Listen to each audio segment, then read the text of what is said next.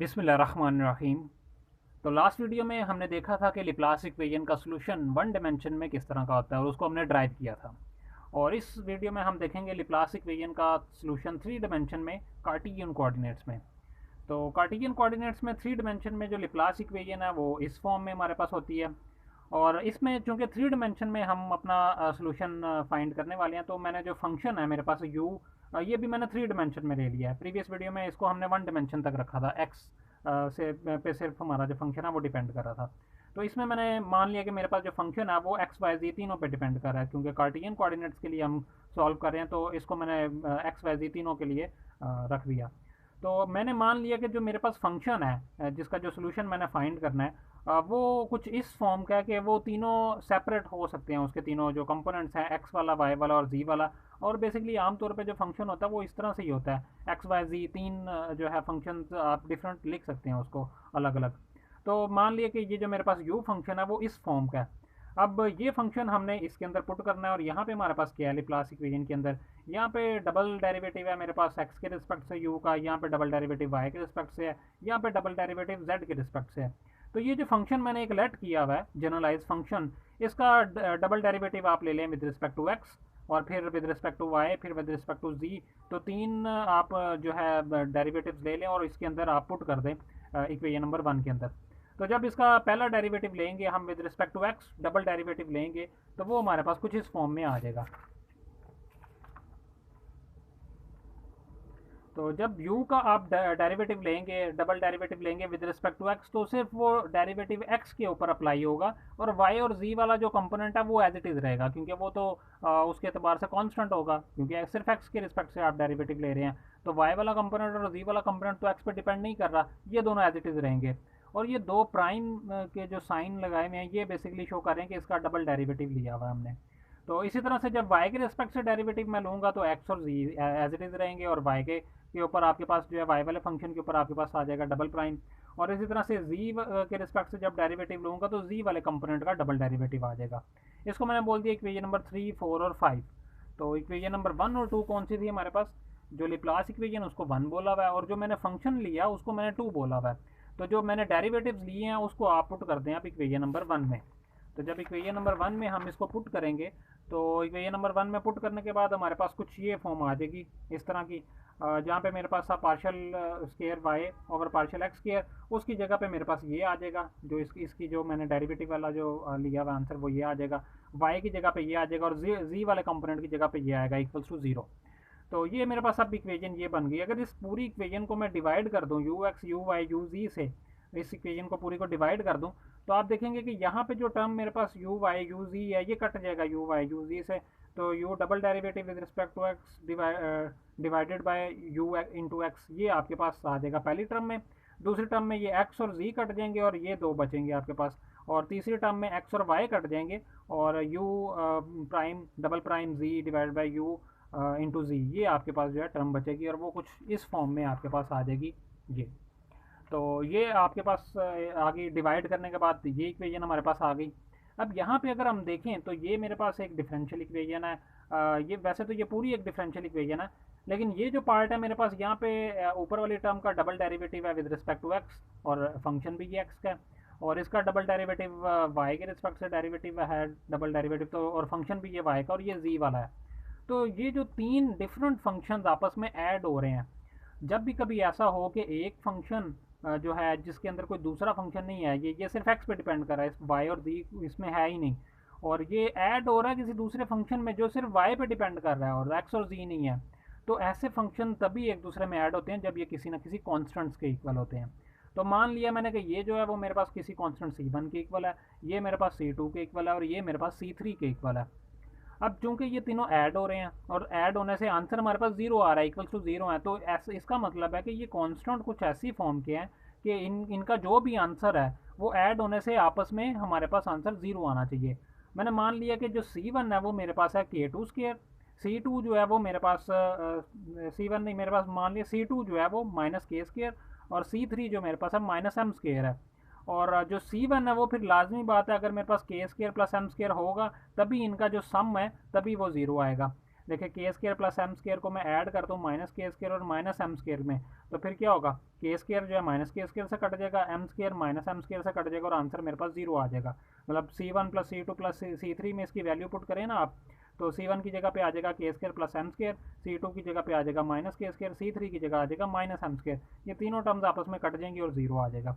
तो मतलब ये जो मैं ये लेट कर सकता हूँ कि ये जो मेरे पास ये इक्वेशन है मुझे अलाउ कर रही है इसको लेट करना। कांस्टेंट की इक्वल क्यों हमने किया, क्योंकि ये डिफरेंट फंक्शंस आपस में ऐड हो रहे हैं, ठीक है। तो इसलिए ये ऐसे फंक्शन हमेशा किसी ना किसी कांस्टेंट के इक्वल होते हैं। तो ये C1 C2 C3 इनको मैंने मान लिया कि मेरे पास ये है। और स्केयर क्यों लिया हुआ मैंने स्केयर, अब आगे हम देखेंगे कि इनका सोल्यूशन कुछ ना कुछ आएगा। तो स्केयर मैंने इसीलिए लिया हुआ है कि मेरा ये जो माइनस साइन है, देखिए अगर अगर मैं ये स्केयर ना लेता और के की वैल्यू आगे जाके सोल्यूशन में निकालता और के मेरे पास आ जाता किसी माइनस की फॉर्म में, और माइनस माइनस हो जाना था प्लस, और यहाँ पे मेरे पास जो के है वो फिर कटना नहीं था आपस में, वो फिर मे बी वो ऐड होके ज़ीरो आ सकता था वहाँ पे हमारे पास आंसर। तो इसलिए यहाँ पे स्केयर कुछ इस तरह से हमने जनरलाइज, ज़्यादा जनरलाइज इसको रखा हुआ है, ताकि अगर आयोटा भी आ जाता है यहाँ पे, इमेजिनरी भी आ जाता है, तो उसका भी स्केयर करके हम उसको सॉल्व करें और फिर हमारे पास जो है रियल वैल्यूज़ की फॉर्म में हमारे पास आंसर आ जाए। तो इसलिए और ज़्यादा जनरलाइज आंसर रखने के लिए ये स्केयर की फॉर्म में हमने लिया हुआ है। तो जो C2 को मैंने मान लिया कि मेरे पास माइनस के स्केयर है, और ये चूंकि मेरे पास है इसको मैंने माना हुआ कि वो C2 के इक्वल है ये वाली टर्म। यहाँ पे C2 की अगर मैं वैल्यू पुट कर दूँ माइनस के स्केयर, तो वो मेरे पास ये वाली टर्म बन जाएगी। यहाँ से u y को दूसरी तरफ मल्टीप्लाई कर दें तो आपके पास जो इक्वेशन है वो कुछ इस फॉर्म में आ जाएगी। तो मल्टीप्लाई करने के बाद ये आ जाएगा आपके पास। अगर इसको भी मैं दूसरी तरफ ले आऊँ तो वो मेरे पास कुछ इस फॉर्म में ये आ जाएगा। अगर इसकी ऑक्सिलरी इक्वेशन लिखूँ मैं, differential second order differential equation है मेरे पास और होमोजीनियस है, homogeneous second order differential equation को हम ऑक्सिलरी इक्वेशन के थ्रू सॉल्व कर सकते हैं। तो इसकी अगर मैं ऑक्सिलरी इक्वेशन लिखूँ तो यहाँ पे डबल डेरिवेटिव है, उसकी जगह पे डी आ गया, यहाँ पे कोई डेरिवेटिव नहीं, और यहाँ पे जो मेरे पास के स्केयर कांस्टेंट है वो मैंने यहाँ पे लिख दिया, और यू वाई बाहर आ गया मेरे पास। तो इसकी ऑक्सिलरी इक्वेशन मेरे पास आ गई है डी स्केयर प्लस के स्केयर, और इसके रूट मेरे पास दो रूट आएंगे प्लस माइनस आयोटा के, इसका दोनों तरफ स्केयर रूट ले लें तो आपके पास दो रूट आ जाएंगे प्लस माइनस आयोटा के। और हमें पता है जब भी ऑक्सिलरी इक्वेशन में रूट इमेजिनरी आते हैं हमारे पास, तो उसके लिए जो सोल्यूशन हम लिखते हैं वो हम लिखते हैं कोस और साइन की फॉर्म में। तो मेरे पास यू वाई आएगा, यू वाई चूँकि यहाँ पे मेरे पास फंक्शन है, तो यू वाई मेरे पास जो आएगा वो सोल्यूशन उसका ये होगा ए के कोस के वाई और प्लस बी के साइन के वाई, ठीक है। तो ये मेरे पास जो सोल्यूशन होगा इस वाई के लिए, यू वाई का सोल्यूशन मेरे पास आ गया। ये जो मेरे पास सेकंड जो टर्म थी इसके अंदर, इसका सोल्यूशन मेरे पास आ गया। अब इसी तरह से मैंने लेट किया हुआ कि ये मेरे पास जो है u double derivative with respect to g divide by u, जी बराबर है मेरे पास C3 के, और C3 मैंने लेट किया हुआ माइनस एम स्केयर के। इसको भी यहाँ पे पुट कर दें और इसका भी सोल्यूशन हम फाइंड कर लेते हैं। अच्छा, उससे पहले एक और काम कर लेते हैं कि यहाँ पे ए के और बी के ये जो कॉन्स्टेंट्स हैं, ये कॉन्स्टेंट अगर हम इनकी वैल्यूज़ फाइंड करें ना, तो ये भी साइन कोस की फॉर्म में ही हमारे पास आएंगे। और इनको भी जनरलाइज रखने के लिए हमने लेट कर लिए कि ए के बराबर है सी कोस फाई के, और बी के मेरे पास है सी के साइन फाई के। तो ये बेसिकली क्यों हमने ऐसे लेट किए हैं।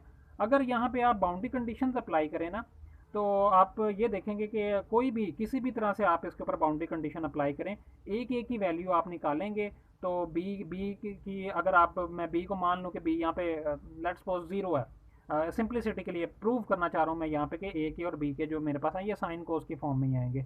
मान लें कि बी आपके पास ज़ीरो है, और जब बी ज़ीरो है और इनिशियल वैल्यू अगर आप पुट कर देंगे जिसमें बी आपके पास ज़ीरो आ रहा है, तो ए की वैल्यू आप निकालें, ये कोस वाली टर्म उधर जाके जो होगी डिवाइड हो जाएगी, वो कोस इनवर्स हो जाएगा। और कोस इनवर्स बेसिकली वो भी हमारे पास एक कोस का ही फंक्शन आएगा, जो ए की वैल्यू हो जाएगी, वो जो वैल्यू आएगी वो भी कोई ना कोई फंक्शन ही होगा। तो कोस इनवर्स हमें पता है वो सीकेन हो जाता है, तो वो बेसिकली ट्रिग्नोमेट्रिक फंक्शन ही हमारे पास होंगे। तो इसलिए हमने यहाँ पे मान लिया कि ए के हमारे पास है जो सी के कोस फाई के बराबर लेट कर लिया, और बी के हमारे पास सी के साइन फाई के बराबर लेट कर लिया। इसको पुट कर दिया इस सोल्यूशन के अंदर। यहाँ पे सोल्यूशन में अगर हम पुट करें तो वो कुछ इस फॉर्म में आ जाएगा, और ये मेरे पास एक फार्मूला बन गया जिसमें cos alpha cos beta plus sine alpha sine beta वाला फार्मूला बन गया। सी के दोनों के साथ सेम था, उसको बाहर निकाल लिया, तो ये मेरे पास आ जाएगा कोस अल्फ़ा माइनस बीटा का फार्मूला। तो यू वाई मेरे पास आ गया इसी तरह से यू जी का अगर आप सोल्यूशन फाइंड करें तो यू जी आप यहाँ पे सी थ्री की जगह पे माइनस एम स्केयर पुट कर देंगे। बाकी सारा काम सेम जो अभी हमने किया यू वाई के लिए, सेम वैसा ही काम आपको करना पड़ेगा। और फ़र्क सिर्फ ये होगा कि वहाँ पे आपके पास एम आ रहा होगा, अभी जो हमने फाइंड किया उसमें के आ रहा था, और नेक्स्ट जो आप फाइंड करेंगे उसमें एम आ रहा होगा। तो जो सेम सोल्यूशन होगा, और सिर्फ के की जगह पे आप लगा देंगे एम। तो यहाँ पे भी के की जगह एम, यहाँ पे फाइव के की जगह पे फाइव एम। तो ये आपके पास जी के लिए सोल्यूशन आ गया। थर्ड एक्स के लिए अगर आप सोल्यूशन फाइंड करें तो एक्स वाला अगर आप देखें तो एक्स वाला कंपोनेंट मेरे पास जो ये था C1 मैंने लेट किया हुआ के स्क्वायर प्लस एम स्क्वायर, इसका सोल्यूशन थोड़ा सा डिफरेंट आएगा। इसका सोल्यूशन देख लेते हैं। तो अगर मेरे पास हो इस तरह से कि U double prime x divided by you x, और यहाँ पे बराबर में मेरे पास है के स्क्वायर प्लस एम स्क्वायर, और इसको भी आप इस पूरी टर्म को इस तरफ ले आए और यू एक्स से मल्टीप्लाई कर दें तो आपके पास आ जाएगा कुछ इस फॉर्म में, ये k square plus m square u x equals to zero. इसकी अगर आप ऑक्सिलरी इक्वेशन लिखें तो वो आ जाएगा आपके पास D square minus k square plus m square और इक्वल्स टू ज़ीरो। इसके आप अगर रूट निकालें तो वो आपके पास रियल रूट आएंगे, और ये आपके पास जो रूट आएंगे वो आएंगे प्लस माइनस स्क्वायर रूट के स्क्वायर प्लस एम स्क्वायर, ये रूट आएंगे। और जब भी आपके पास रियल रूट आते हैं तो फिर हम ई रेज टू पावर में लिखते हैं। तो इसका जो आपके पास सोल्यूशन आएगा वो आएगा आपके पास ये कोई भी constant time e raise to power plus minus k square plus m square, और एक्स के लिए तो यहाँ पे एक्स आ जाएगा। तो ये बेसिकली इसका सोल्यूशन आएगा एक्स वाली टर्म का, और यही सोल्यूशन मैंने यहाँ पे लिखा हुआ है। तो ये सोल्यूशन हमारे पास आ जाएगा यू एक्स के लिए, और ये तीनों सोल्यूशन आपके पास आ गए यू वाई यू जी और यू एक्स।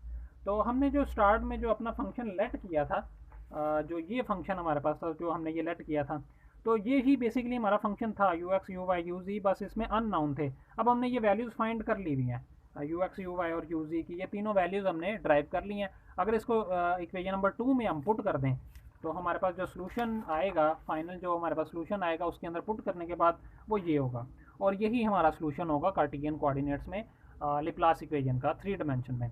तो ये हमने इसका सोल्यूशन फाइंड कर लिया, और बाकी अब इसके अंदर क्या चीज़ें हैं, ये सिर्फ इसके अंदर कॉन्स्टेंट्स हैं।